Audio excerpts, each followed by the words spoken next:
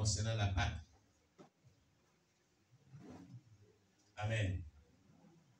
Tout à l'heure, nous allons rentrer dans les profondeurs pour parler de la Pâque. Est-ce que la Pâque doit être observée? À quelle date elle doit être observée? Est-ce que ceux qui l'observent pêchent contre Dieu? Est-ce qu'ils sont sous la loi? Est-ce qu'ils ne sont pas sous la loi? Tellement de choses qui se disent sur la Pâque. Des bien-aimés qui sont aussi dans le dépouillement. D'autres se posent la question parce qu'il y a tellement d'opinions, tellement de prises de position, tellement d'enseignements qui fusent sur la Pâque. Et beaucoup sont vraiment confus, ne savent pas à quel sens se vouer.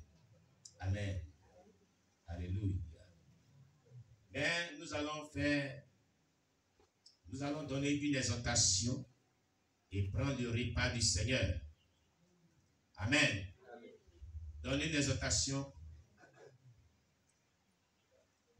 concernant le repas du Seigneur et prendre le repas du Seigneur. Amen. Je voudrais surtout dire, avant de continuer, que le repas du Seigneur, nous allons le définir pour que les gens puissent comprendre son utilité, son importance et son aspect spirituel qu'il a pour le chrétien qui le prend dans les proportions définies dans la Bible, selon les principes bibliques. Amen. C'est que cela a comme des résultats dans sa spiritualité. Alléluia. Est-ce que quelqu'un me comprend bien ce matin? Alléluia. Et c'est pourquoi nous voulons bien dire à tous ceux qui nous écoutent d'ouvrir la Bible dans le livre de 1 Corinthiens 11. Gloire à Jésus. Amen. 1 Corinthiens chapitre 11, à partir du verset 24 jusqu'au verset 30. 1 Corinthiens 11, verset 24 à 30. 1 Corinthiens chapitre 11, verset 24 à 30. Alléluia. Gloire à Jésus. Voici ce que la Bible déclare. À partir du verset 23, ce n'est pas le verset 24. À partir du verset 23.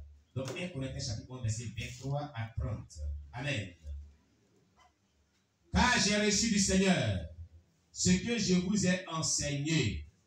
C'est que le Seigneur, dans la nuit où il fut livré, prit du pain et après avoir rendu grâce, le rompit et dit, ceci est mon corps qui est rompu pour vous. Faites ceci en mémoire de moi. De même, après avoir soupé, il prit la coupe et dit, cette coupe est la nouvelle alliance en mon sang. Faites ceci en mémoire de moi, toutes les fois que vous en boirez. Car toutes les fois que vous mangez ce pain et que vous buvez cette coupe, vous annoncez la mort du Seigneur jusqu'à ce qu'il vienne. C'est pourquoi celui qui mange le pain, celui qui mangera le pain, ou boira la coupe du Seigneur indignement, sera coupable envers le corps et le sang du Seigneur. Que chacun donc s'éprouve soi-même et qu'ainsi il mange du pain et boive de la coupe. Car celui qui mange et boit sans discerner le corps du Seigneur mange et boit un jugement contre lui-même. C'est pour cela qu'il y a parmi vous beaucoup d'infirmes et de malades, et qu'un grand nombre sont morts. Alléluia. Avant de faire l'office de la Sainte Seine, Dieu nous met en garde. Dieu nous interpelle. Dieu nous parle. Au travers de l'épître de l'apôtre Paul, de 1 Corinthiens 11, à partir du verset 23 jusqu'à 30. Mais surtout, dans les versets qui suivent que je vais déclarer tout à l'heure, je vais énumérer tout à l'heure, à partir du verset 27, il est dit, c'est pourquoi celui qui mangera le pain ou boira la coupe du Seigneur indignement. Le mot indignement vient du mot indigne, qui veut dire qu'il ne doit pas le faire, mais qu'il le fait. Qui n'est pas apte à le faire, mais qu'il le fait. Qui ne remplit pas les conditions de pouvoir prendre le repas du Seigneur, mais qui prend ce repas quand même. Quand tu t'examines,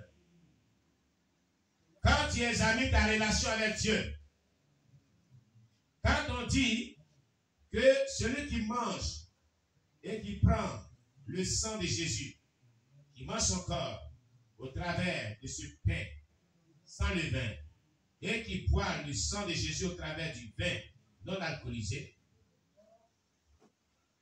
celui qui le fait de manière indigne, veut dire celui qui vit une vie de péché, qui ne s'est pas sanctifié, qui ne s'est pas purifié, qui ne s'est pas examiné au fait pour voir si sa relation avec Dieu est bonne, et prend le repas du Seigneur. Prend ce repas de manière indigne. C'est-à-dire qu'il ne veut pas prendre le repas et le prendre. La Bible dit, ce dernier sera coupable envers le corps et le sang du Seigneur.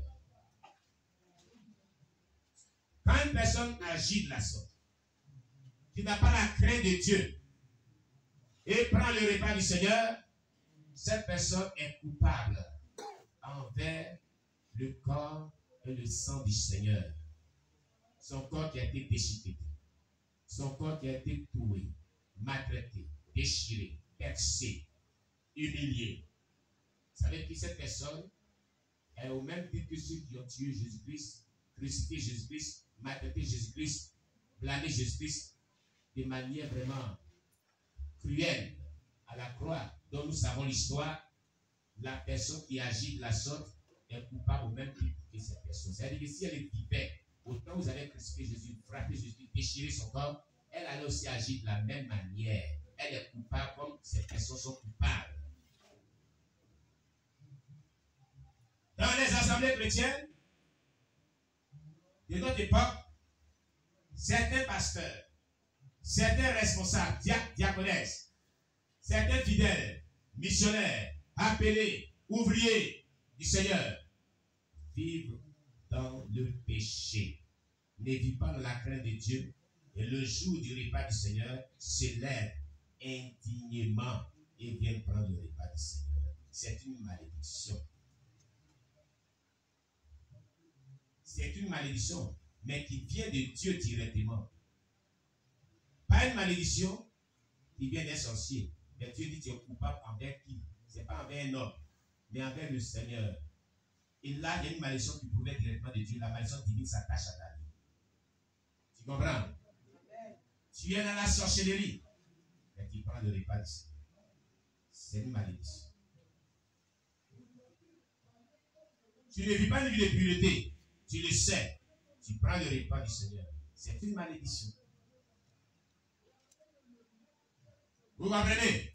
Tu es coupable avec qui? Envers l'Éternel. Envers le Seigneur. Son corps qui a été déchiré et son sang qui est versé. Déclare la Bible. Alléluia. Alors, nous prévenons que si une personne, maintenant, qui nous écoute, n'a pas une vie véritablement dans le Seigneur, dans la sainteté du corps, de l'âme, de l'esprit, la sainteté dedans dehors, véritable, qu'elle ne s'aventure pas à prendre ce repas du Seigneur. Je te le dis, ces parents qui viennent de dire dans la Bible, va s'attacher à ta vie. Ce n'est pas moi qui le dis, c'est Dieu qui le dit. Tu comprends? C'est la Bible qui le dit. Qu'il ne faudrait pas prendre son repas indignement. Indignement. Donc, présentement, les amis, quand vous dites, est-ce que je suis digne? C'est vrai que j'ai été baptisé par immersion. Mais est-ce que je suis digne de prendre ce repas? Est-ce que moi, là, je suis digne? Suis-je digne de prendre ce repas ou non? C'est pourquoi il était dit, quand la première Pâque a été instituée, et quand les différents types de Pâques ont été vraiment célébrés depuis la première Pâque dans l'Exode jusqu'à maintenant, les Juifs d'alors se sanctifiaient une semaine avant la Pâque. Préparaient la Pâque, loin de leurs femmes, loin de leurs maris. Il était dit ne touchez pas vos femmes. Ne buvez aucune boisson enivrante. Ne touchez pas un animal impur. La pureté qui était réclamée là était très rigoureuse et rigide. Ne faites rien d'impur, de péché, de mauvais. Sanctifiez-vous. Et les une semaine, les Lévites, comme le peuple, se nourrissaient du pain sans levain. Le pain sans levain. Ça veut dire quoi? Ça veut dire le pain qui n'a pas de levure. La levure dans le pain est comme le péché. Prophétiquement. C'est pourquoi il y a la fête des pains sans levain. C'est le symbole de la consécration, c'est le symbole de la sanctification, c'est le symbole de la pureté. Et qui prophétiquement représentait le corps de Christ qui était pur et qui est pur, qui s'est livré à la croix pour nous. Alléluia. Mais aujourd'hui, certaines assemblées chrétiennes utilisent le pain avec levure pour faire la Sainte Seine. Sous prétexte que quand ils prient, l'effet de levure là qui est dans ses faux, c'est une malédiction. C'est pas bon. Il fait le repas du Seigneur avec le pain ordinaire. C'est pas bon. Il faut faire le repas du Seigneur avec le pain sans levain, comme la Bible dit. Parce que la levure dans le pain symbolise le péché. Or, le corps de Christ est sans péché. Si tu prends un pain avec la levure que tu fais, la cérémonie de la Sainte Seine, tu es en train de blâmer la pureté de Christ. Et c'est un jugement contre toi-même. Et tous ceux qui vont manger ce pain. Voici des erreurs graves qui sont faites dans les assemblées chrétiennes. Ils prennent sous prétexte que Dieu dit tout est pur pour celui qui est pur. Et on prie et on sanctifie toutes choses. À ce niveau, dans ce contexte, cette parole-là n'a pas de Dieu. Cette prière-là n'aura pas d'exaucement de la part de Dieu. Parce que tu ne remplis pas ce qui est les prescriptions que tu as dit. Il dit de prendre un pain sans levain. Pourquoi tu t'entêtes à prendre un pain avec levain? Tu comprends? Alléluia.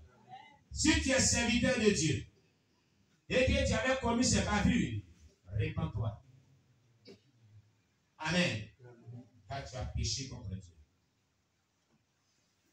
Une autre erreur grave, et si grave, que commettent les serviteurs de Dieu. L'apôtre Isaac de Didier était venu ici, m'a appelé, je crois, il y a une semaine ou 2 semaines derrière. Ils sont derrière moi, les chefs sont allés préparer la pâte. Il m'a dit, ah, papa, il dit oui.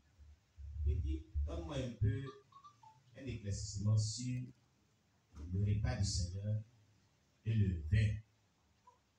Je suis déjà vraiment, j'ai bien la connaissance qu'on ne va pas prendre le pain avec levure. Mais concernant le vin, là, même si on dit qu'il n'y a pas d'alcool dedans, il y a quand même néanmoins une goutte d'alcool dedans. Il y a quand même néanmoins 0,1 quelque chose d'alcool dedans. Or, Dieu dit, on ne doit pas prendre sans alcool. On doit prendre sans alcool au moins. Comment faire? Je lui ai dit, mon fils, on peut enlever de l'alcool dans ce vin. Nous enseignons cela à l'Institut pastoral. Quand j'ai fait ma première formation à l'Institut biblique des missionnaires Jésus-Christ, IBMJ. Amen. Dans les années 2000,